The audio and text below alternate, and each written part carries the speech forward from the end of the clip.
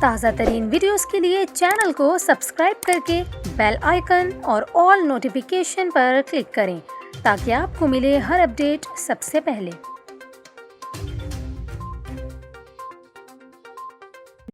اور یہاں پر آپ کو خبر دیں، محکمہ صحت کی نااہلی کے باعث حیدرآباد میں ڈینگی وائرس تیزی سے پھیل رہا ہے۔ ایک ہفتے کے دوران 5 افراد ڈینگی وائرس کا شکار ہو کر زندگی کی بازی ہار گئے۔ Liaquat university of medical and health sciences Jamshoro کے زیر انتظام چلنے والی ڈائگنوسٹک ریسرچ لیبارٹری کے اعداد و شمار کے مطابق صرف ماہ اگست اور ماہ ستمبر میں اب تک اندرون سندھ میں 1120 افراد میں ڈینگی وائرس کی تصدیق ہوئی ہے، جس میں حیدرآباد ریجن کے 963 افراد بھی شامل ہیں۔ ڈسٹرکٹ ہیلتھ آفیسر ڈاکٹر لالا جعفر نے حیدرآباد میں محض 76 افراد میں ڈینگی وائرس کی تصدیق کی ہے۔ تاہم شہریوں کا یہ کہنا ہے کہ محکمہ صحت ہنگامی بنیادوں پر ڈینگی سے بچاؤ کے لیے اقدامات اٹھائے تاکہ ڈینگی وائرس سے شہریوں کی زندگیوں کو بچایا جا سکے۔